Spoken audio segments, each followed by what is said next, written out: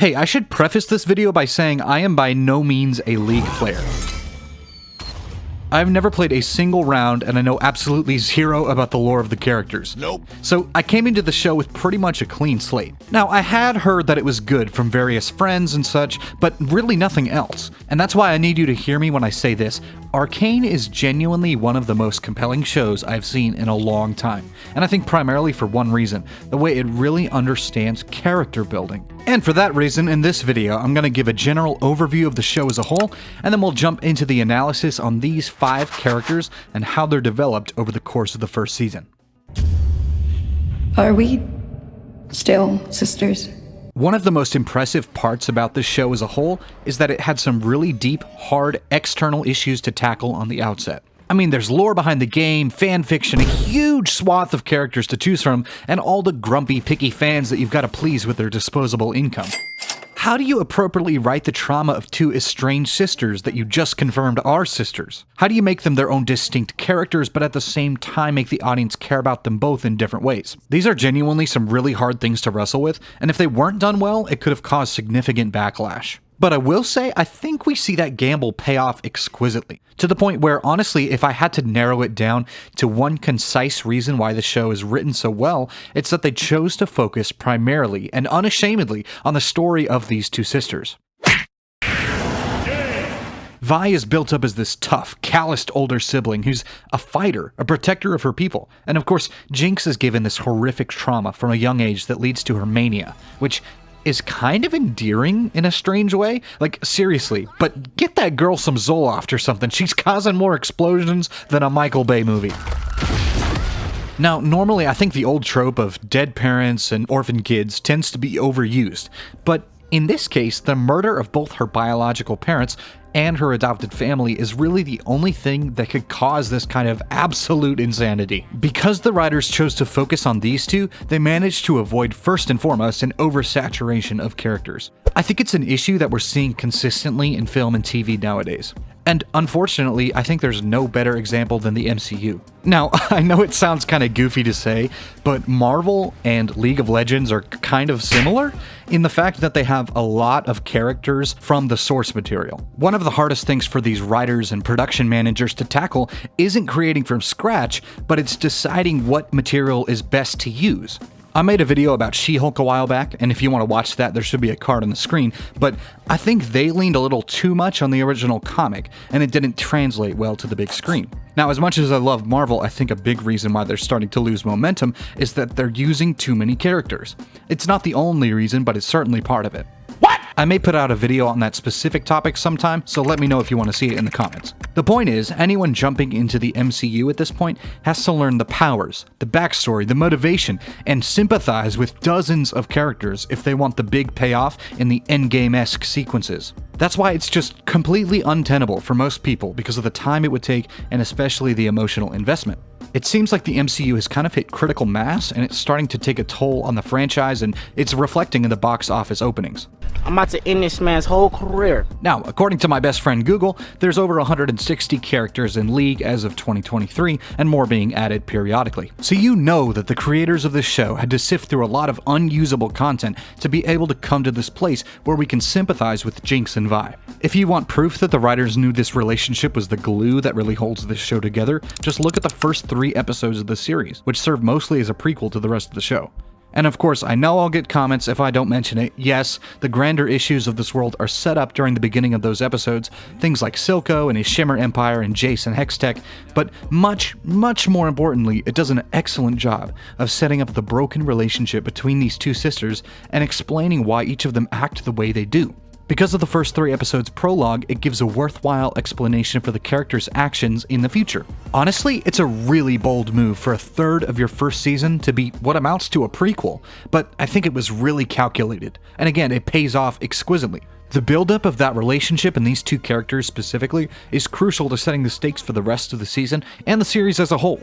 Let me put it this way, without these 2, I would not care about the events of the show whatsoever. And while most of the character development does happen through seeing events chronologically, it's been a while since I've seen a show that handles flashbacks quite as well as this. There's a good amount of flashbacks in Arcane, usually one at the beginning of each episode, but Either they reference something that we've already seen, or they expand on an idea that has already been brought up in the main storyline, instead of creating a whole new arc through the information given in the flashback. That's how we're able to see scenes like this, where Victor is a young child. It shows us why he's going down the path he's already on, and how it really breaks him when it causes the death of his assistant.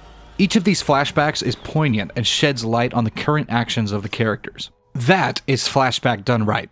There are so many other things that I could comment on, like the sound design or the dialogue, but like I said, I just want to talk about specific characters today. So, if you want a more in-depth commentary on other parts of the series, check out this cool creator named Schnee. That channel is doing some great work. Now, let's talk about the characters. People change. Yeah, I'm getting that. So I want to start the character deep dive with Ekko. He's not a character that's very predominant in the show compared to other people like Jinx or Vi, or even Jayce, but he plays a vital role in the advancement of the plot, and I suspect the build-up for the next season's main arc. Also, he's just cool. Like, seriously, out of all the characters, he's the one I most want to be buddies with. I do have a slightly awkward confession to make, though. I genuinely thought he was a girl when he showed up as a kid.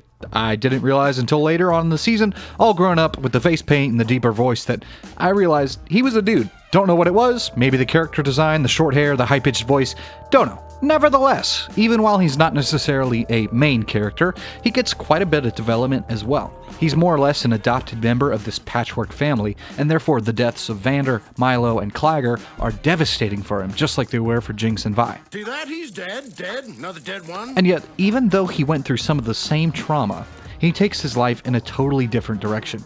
Instead of bottling up his emotions like Vi, or going crazy like Jinx, he invests into the members of the Firelights, and is a counterbalance to Jinx, specifically with his technological prowess and fighting ability like we see on the bridge scene. He's the yin to her yang in that sense, and we see just how incredible his mind is when Heimerdinger comes down to the Undercity and sees what he's built. Now I suspect that in Season 2 we'll see him and Heimerdinger team up in some cool ways, and I'm 100% here for it. One thing that Arcane does really well, and specifically in the character of Ekko, is dealing with time. Another common trope we see in movies a lot is a character being separated from another person or a group for an extended amount of time, and then the moment that they're reunited, there's almost no change, and it's like the time they spent apart never happened. That's just not real. I'll say it several times in this video, but the writers understood that people are dynamic. They change over time. And at this point, Ekko has had to fend for himself for so long and make do with his people that when he sees Vi and she shows up again, yes, there is some semblance of a bond there. But now he has a will of his own, and it takes some convincing for him to give the gem back to Hextech. And the only reason he even does is because he still has faith in Vi and her judgment. Ekko also retains a lot of things from his younger years, like, for example, in the Firelights, he recreates his own kind of family, similar to the one he lost after episode 3.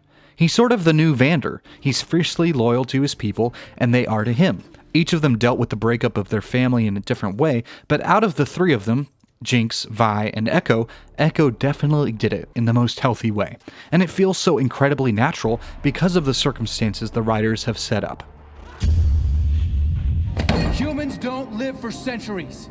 I had a hard time coming up with what I should say about Jayce. The first thing that comes to mind when I think about him is that he has a strangely weak will for a lead character. He would have given up on Hextech without Victor intervening, he likely wouldn't have taken the position on the council without Mel, and he's just pushed around by all the characters who want or need something from him. I will say, though, that this is really real. It's raw, it's human, and I think we all know somebody like that. Someone who, when things don't go exactly their way for the first time, they pretty much give up. And they need someone to come in and motivate them. Like, come on, grow a spine. Unfortunately, we just have to watch as he gets led in various directions by people with their own interests. As much as I like him, Homeboy's kind of a sheep. That is, at least, until the end of the season, where he kicks his father figure off the council, creates weapons of mass destruction, and justifies an invasion. We must stop the terror. Now watch this drive. Unlike some of the other characters, he doesn't get quite as much expansion on his background, but that's a natural outgrowth of focusing so much on Jinx and Vi. But we can deduce that he's the kind of person who grew up in wealth and has never really had to fight for anything himself. And that's why Victor is such a good partner for him. He's more gritty, willing to bend the rules and get things done. Man, all of the pieces of the show just fit together so well, and as I'm writing this script, it keeps blowing my mind. I think Jayce is currently at a place where he needs something to happen, and I think that very last episode is where we're gonna get that. I know I'm diving into speculation at this point, but I would bet that the tragedy of Jinx's rocket hitting the council building is gonna be what breaks him. He's been so passive, but the tragedy of what results from Jinx's bomb going off is going to push him toward whatever his goal really is. This could be the further weaponization of Hextech and an all-out war, or it could be him taking over the council or even all of Piltover. I just don't know. But we'll have to see when Season 2 comes out. Now, confession time again, part of me kind of hopes that Mel dies in this explosion. I'm sorry if you love Mel, but she's kind of the worst, in my opinion. She's manipulative, selfish, and just not very likable. And whichever way they take Jayce, I'm confident that it will be logical and it will be a continuation of his character development, but I really hope that involves the killing of Mel. Even his change of tone in the second half of the season makes sense. It's only after the bombing on the bridge and the destruction caused that he realizes what's going on in the Undercity, and he takes matters into his own hands. I also really appreciate his relationship with Caitlyn and how it develops over the course of the show. They have almost a brother-sister relationship, and as events continue, they begin to drift apart. The bond is still there, but it's just not as strong. While Caitlyn takes a more gritty path, Jayce is prompted by Mel to dive into politics, and understandably, this is the cause of some tension. Toward the end of the season, we also see that Jayce realizes he's been too stagnant, and he takes matters into his own hands. Jayce's character has a lot to say about real-world society, and I think one of his most powerful lines is this. Humans don't live for centuries. It really captures the desperation of a man who wants to do good, but has found that politics and bureaucracy are not an efficient or effective way of getting things done for the good of the population. In his mind, making this deal with Silco is a wise thing to do, and they obviously don't have the proper systems in place to care for the Undercity, as it's a demographic they're so far removed from. Now, it makes me wonder if the writers of Arcane were trying to say something about the ruling class elites that have no actual skin in the game and are only hungry for money and power. Now watch this drive. I'm from the Undercity. The strange thing about Victor's character is that, in a similar way to how Jinx is the flip side of Vi, Victor balances out Jayce. But unlike Vi and Jinx, they come from very different backgrounds. And that means that Victor is more desperate, in a sense. He's constantly at the edge of failure and greatness, becoming a renowned scientist or going back to the Undercity. And his physical ailment and his fight against it is a good representation of that. It's a strange and complex series of events that leads him to where he is in the Hextech industry, and because of that, he's so much more daring than Jayce is. Another angle that isn't explored much but is hinted at is that there may be even a sense of jealousy from Victor as his friend and partner becomes this elite. He's handsome, and apparently he's super jacked, and he's a whiz scientist that turned politician, and just overall really overshadows his skinny, dying sidekick. This does mean, though, that there are some actions he makes that seem irrational. I will say I don't think that Victor is an irrational character, but again, his actions are very human. When people reach the end of their rope, they're going to reach out and grab at anything they can to keep them afloat. And unfortunately, that ends in the death of someone else. When Skye, his assistant, dies, you can see that Victor really was genuinely broken up about it. It's not that he's heartless, but he did something dangerous, and that there were real consequences. The scriptwriters understand that people are complicated. They're not limited to one facet of their personality. And, I should also mention, they're willing to trust that the audience will follow the logic of their character's arc. And their incredible writing is only strengthened by the great animators. I've said it once, I'll say it a million times, but animators are actors, and they killed it for the show. I will say, though, that we don't get a whole lot about Victor's background. He's one of the few characters you don't honestly need to know a lot about. The most you need to understand is that he's from the Undercity and that he's brilliant. The rest is elaborated on through flashbacks and his current actions. I would have liked to see a little more about his Undercity upbringing, so hopefully we'll get that in Season 2. And it's strange that he's so loyal to Jayce and Piltover. As I said earlier, flashback is used very well in the show, and the one flashback we do get with him as a young kid is great. And it introduces us to this idea that Shimmer plus Hextech could be the way to cure Victor, or turn him into a creepy death robot. We'll see. Nothing is ever going to change that.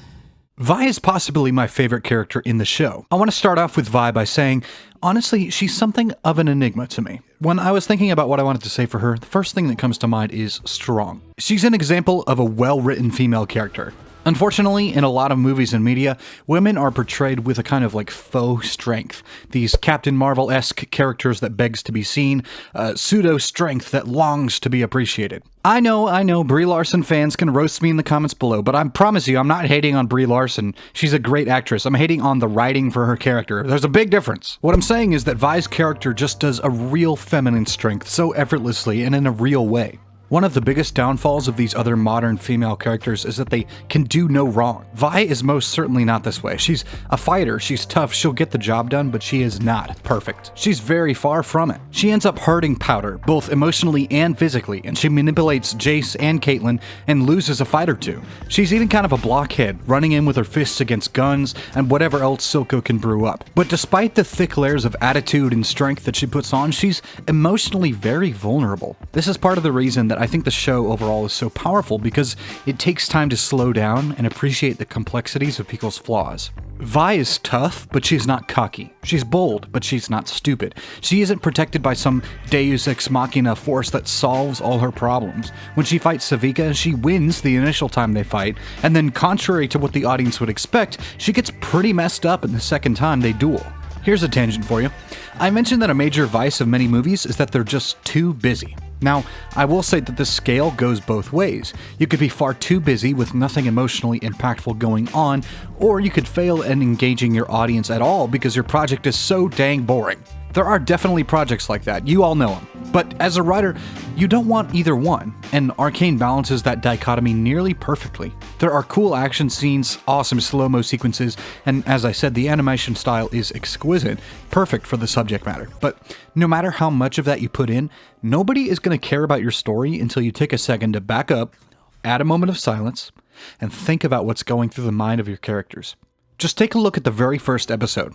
The entire first sequence that sets the tone for the show is almost dead silent.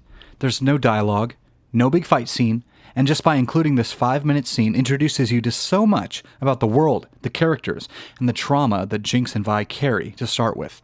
Vi is one of those characters where we learn a lot visually from her. She's pretty stoic in the sense that she can take a lot. She can take a hit. She can handle whatever life throws at her, but it's in the moments where she puts up her hood and hides from the world, where we see her facial expression in the middle of trouble, or where she sees what her sister has become, that we learn who Vi truly is. Deep down, she's still just that broken, hurt kid from that rainy night who witnessed something awful. She wants to be loved, but doesn't know how to allow people to love her. She's fiercely loyal and would die for any one of her friends. I would even say for Caitlyn toward the end of the season, but ultimately, she's a hurting soul who doesn't know how to properly heal. I should also mention that I am so incredibly thankful that when they made Arcane, there was no forced love arc for either Jinx or Vi. At least as of yet. The writers understood that Jinx and Vi's relationship is so much more than a stupid forced romance or a love triangle. There's really a deep, compelling, emotional bond that's broken between the two of them at the end of episode 3, and wrestling through that is so raw and real. If they had added some sort of romance, it would have cheapened such a charged and complicated relationship. Far too often, I think, in Hollywood and just the movie industry in general, we've been taught that a story cannot be compelling if there's not some kind of sexual tension or romantic interest. That type of thinking is not only unhealthy for the mental health of real people who already feel lonely and unwanted, but it also feeds off an easy way to derive sympathy for characters. More often than not, instead of tackling harder subjects and real, raw, multifaceted issues that people have in this world, writers will almost prey upon romantic desire as an easy way for people to relate to their bland characters. Oh snap, maybe that's an entire video on its own. Sheesh, I'm not that crazy. Everything about Vi is in such stark contrast to Jinx, who went too far down that dark road. Because of the age difference and their natural composure, these two sisters handle the trauma in their lives vastly differently than one another. While Vi bottles up things and puts up such a strong facade, Jinx cannot handle that much pain, and somewhere along the line she just snapped. Jinx's character as a whole is one of the best instances I can think of in any film, and even any medium, of true psychosis. Part of that is the animation style, which is excellent in itself. It lends itself to this glitchy, broken nature, and in several instances even breaks the rules of its own animation, like this excellent fight scene on the bridge with Ekko. That whole almost what you would call rebellious animation style is perfect for supporting the themes brought up throughout the plot. Jinx's mania works so well because it's layered. Most blockbuster movies, if they have some sort of traumatic background built in for a character, it's primarily based off one sole event that defines them. For instance, I recently made a video about Zootopia, and if you want to watch it, there should be a card on the screen, but overall, while a great movie, one of my biggest gripes is Nick's backstory. It's extremely weak, in my opinion. Not only does the flashback sequence give us brand new information about the character, he's also letting one instance of hurt as a child define who he is in the present. It just feels like lazy writing, and I don't like it. Get out of here, you dumb fox! My point is that Jinx has a series of unfortunate events that lead up to where she is at the end of the first season. Even from the very first sequence in the first episode, she, along with her sister, witnessed the murder of their parents. Boom! Classic trauma. Then, eventually we have the death of Vander, and her seeming abandonment by Vi, and of course it doesn't help that she was practically raised by a sociopath. What's crazy to me is that the writers knew where this was going the whole time. It may sound simple to say, but we can see even before the death of Vander that Jinx/Powder is already going crazy. I mean, just look at this scene right before she goes to help them. She's crying maniacally and uncontrollably, sputtering near nonsense as her brain overloads. I don't think that what broke her was at the end of episode 3. I'm fully convinced that what we see, right off the bat, most likely due to the trauma of her childhood, the first instance in the first episode, Jinx is already nearing that break. What happens at the end of episode 3 seems to just be what causes her to go over the edge. For the record, as someone who's dealt with severe clinical anxiety pretty much as long as I can remember, that's not something I would wish upon anyone. It sucks, and it feels like your brain is going to explode, but I think I can say that Jinx's struggle makes sense and is done extremely well. The way they portray that panic is just so raw and real, and it made me remember a lot of times that I don't want to think about. One thing that's so interesting about Jinx is that her first reaction throughout the whole series is to give someone a hug. It's quite strange on the surface, but it's seriously a telling part of her character. Someone who wants just love and approval will do almost anything to get it from someone else, even if it just means forcing yourself on another person. It makes perfect sense for a person who's just completely starved for affection and has nothing left to lose. Additionally, not only is it realistic, but it creates sympathy for her character in the audience, in a way that I find most compelling out of any character in the show. It's executed extremely well, and tackles such a hard issue with confidence and grace. None of that excuses her actions, but it's seriously a genius way to create a character that people are invested in.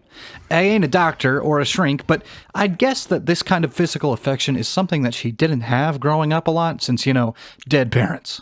The characters of Jinx and Vi are really just two sides of the same coin. This writing is just a masterclass in character building, and you can see how logically these two very similar situations result in two very different people, and wrestles really well with the mess that is the tangle between the two. And even though they are different, they're actually more similar than they believe. The more I think about it, the more I'm thankful for the writers being willing to wrestle with such difficult emotions, and I appreciate their ability to do it so well. When I think of the show as a whole, what really comes to mind is that it trusts the audience to be mature enough to piece things together. Not that it doesn't show what's necessary, but instead of taking things at face value, Arcane allows there to be room for interpretation.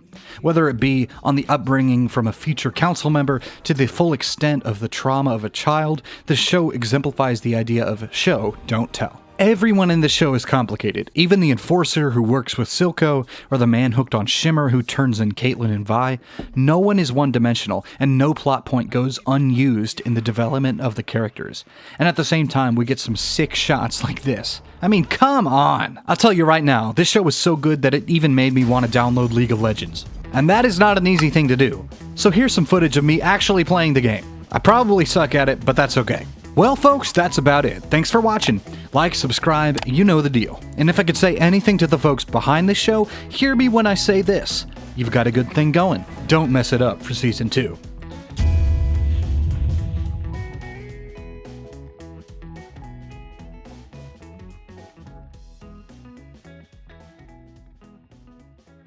Now watch this drive.